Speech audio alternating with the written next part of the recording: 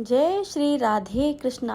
आप सभी को संतान सप्तमी की बहुत बहुत हार्दिक शुभकामनाएं। संतान सप्तमी का व्रत संतान की लंबी उम्र और अच्छी सेहत के लिए रखा जाता है। यह व्रत भाद्रपद मास में सप्तमी को किया जाता है। इस बार संतान सप्तमी की तिथि की शुरुआत 9 सितंबर सोमवार की रात 9:53 से शुरू होगी, जो अगले दिन यानी 10 सितंबर मंगलवार की रात 11:12 तक रहेगी। सप्तमी तिथि का सूर्योदय 10 सितंबर को होगा, इसलिए इस दिन संतान सप्तमी का व्रत किया जाएगा, अर्थात 10 सितंबर को संतान सप्तमी का व्रत रखा जाएगा।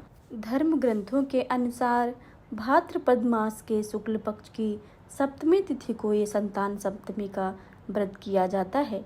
इस व्रत को संतान साते, अपराजिता सप्तमी और मुक्ताभरण सप्तमी के नाम से भी जाना जाता है। राजस्थान में इसे दुबली साते या दुबड़ी सप्तमी भी कहते हैं। मान्यता है कि इस व्रत को करने से संतान की लंबी उम्र होती है और अच्छी सेहत भी रहती है। ये पहले जान लेते हैं कि संतान सप्तमी की पूजा विधि तथा मंत्र के बारे में, और आप फिर सुनेंगे संतान सप्तमी व्रत कथा। संतान सप्तमी की सुबह जल्दी उठकर स्नान आदि कर लें। इसके बाद हाथ में जल चावल लेकर व्रत पूजा का संकल्प लें। घर के किसी स्थान की अच्छे से सफाई करें। उसके ऊपर पटिया रखकर लाल कपड़ा बिछाएं। यहाँ शिव जी मूर्ति या चित्र स्थापित करें। पानी का कलश भरकर इस पर स्वास्तिक का चिन्ह बनाएं और आम के पत्तों से ढककर इसके ऊपर नारियल रख दें। शुद्ध घी का दीपक जलाएं। भगवान शिव को फूल, जनेऊ, अबीर, गुलाल, कुमकुम, चावल, पान और सुपारी आदि चीज़ें चढ़ाएं। खीर, पूरी का प्रसाद और आटे और गुड़ से बने हुए मीठे पुए का भोग लगाएं। पूजा के बाद संतान सप्तमी को व्रत की कथा सुने। कथा सुनने के पश्चात भगवान शिव जी की आरती करें। इस दिन व्रत भी रखें। अपनी इच्छा के अनुसार फल और दूध भी ले सकते हैं। धर्म ग्रंथों के अनुसार संतान सप्तमी का व्रत करने से संतान की सेहत ठीक रहती है और उम्र भी बढ़ती है। अब आइए सुनते हैं संतान सप्तमी व्रत कथा। किसी समय में अयोध्या के राजा नहुस थे। उनकी पत्नी का नाम चंद्रमुखी था। चंद्रवती की एक सहेली थी जिसका नाम रूपवती था।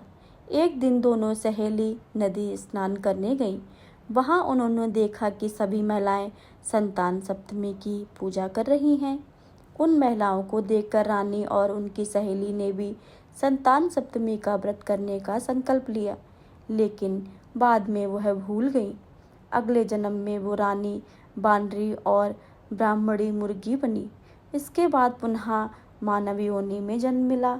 इस बार रानी चंद्रमुखी मथुरा के राजा की रानी बनी और ब्राह्मणी का नाम भूषणा था। इस जन्म में भी दोनों सहेली थीं और उनमें प्रेम भी था।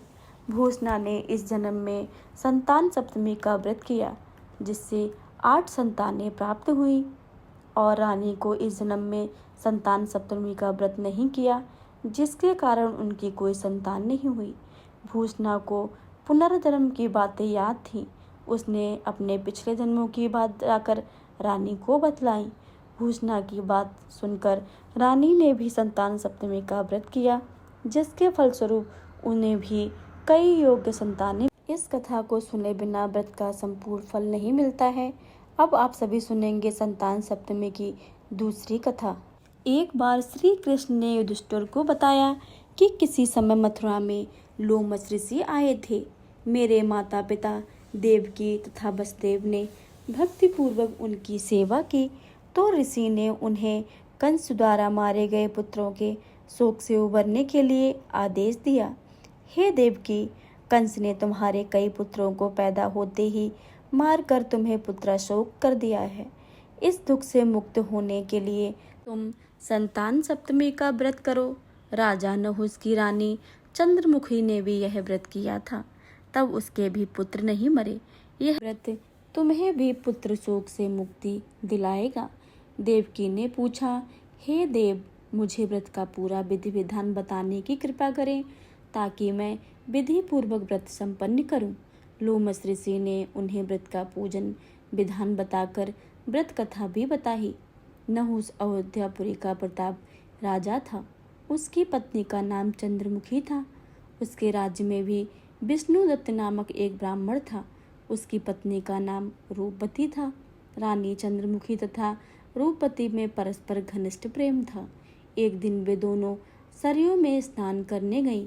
वहां उन्हें स्त्रियां भी स्नान कर रही थीं। उन स्त्रियों ने वहीं पार्वती शिव की प्रतिमा बनाकर विधि पूर्वक उनका पूजन किया। तब रानी चंद्रमुखी तथा रूपवती ने उन स्त्रियों से पूजन का नाम तथा विधि पूछी। उन स्त्रियों में से एक ने बताया, हमने पार्वती सहित शिव की पूजा की है। भगवान शिव को डोरा बांधकर हमने संकल्प किया है कि जब तक हम जीवित रहेंगी तब तक यह व्रत अवश्य ही करेंगी। यह मुक्ताभरण व्रत सुख और संतान देने वाला है।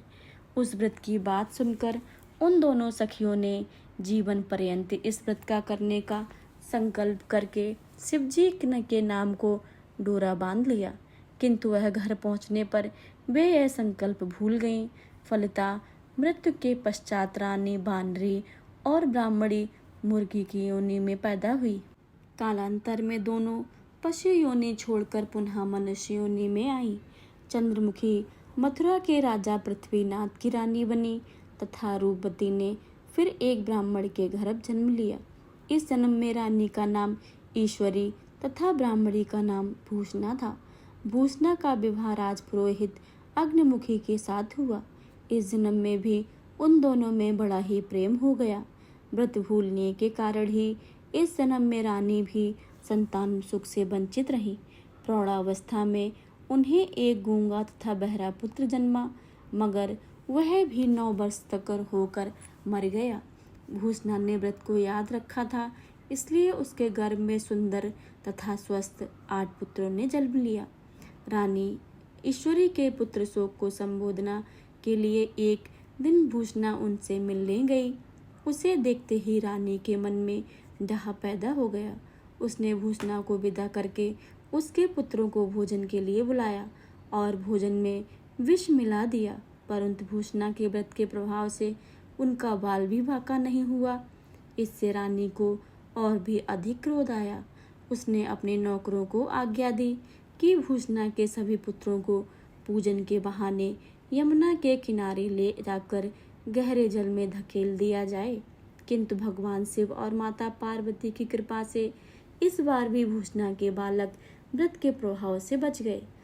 परिमर्ता रानी ने जल्लादों को बुलाकर आज्ञा दी कि ब्राह्मण के बालकों को वध स्थल पर ले जाकर मार डालो, किंतु जल्लादों द्वारा बेहद प्रयास करने पर भी बालक ना मर सके। यह समाचार सुनकर रानी को आश्चर्य हुआ।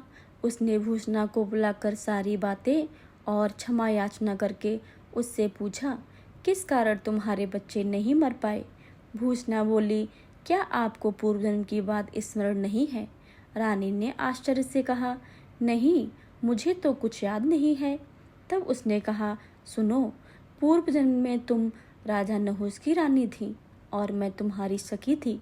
हम दोनों ने एक बार भगवान शिव को डोरा बांधकर संकल्प किया था कि जीवन पर्यंत संतान सप्तमी का व्रत करेंगी, किंतु दुर्भाग्यवश हम भूल गईं और व्रत की अवहेलना होने के कारण विभिन्न योनियों में जन्म लेते हुए अब हम फिर से मनुष्य का जन्म प्राप्त हुई हैं। अब मुझे उस व्रत की याद हो आई है, इसलिए मैंने व्रत किया है। उसी के प्रभाव से आप मेरे पुत्रों को चाहकर भी ना मरवा सकी। यह सुनकर रानी ईश्वरी ने विधि पूर्वक संतान सुख देने वाले यह मुक्ताभरण व्रत किया। तब व्रत के प्रभाव से रानी पुनः गर्भवती हुई और एक सुंदर बालक को जन्म दिया। उसी समय से पुत्र प्राप्ति और संतान की रक्षा के लिए यह व्रत प्रचलित हो गया। यह व्रत पुत्र प्राप्ति, पुत्र रक्षा तथा पुत्र अभ्युदय के लिए भाद्रपद के शुक्ल पक्ष की सप्तमी को किया जाता है। इस व्रत का विधान दोपहर तक ही रहता है। इस दिन जामवंती के साथ श्याम सुंदर तथा उनके बच्चे शाम की पूजा भी की जाती है। माताएं पार्वती का पूजन करके पुत्र प्राप्ति तथा उसके अभ्युदय का वरदान मांगती हैं। इस व्रत को मुक्ताभरण भी कहते हैं। यह थी संतान सप्तमी की व्रत कथा। आशा करती हूँ यह कथा आपको अच्छी लगी हो। अगर वीडियो पसंद आए तो वीडियो को लाइक करें, शेयर करें। कमेंट बॉक्स में हर हर महादेव, माता पार्वती की जय लिखना बिल्कुल भी मत भूलिएगा। धन्यवाद।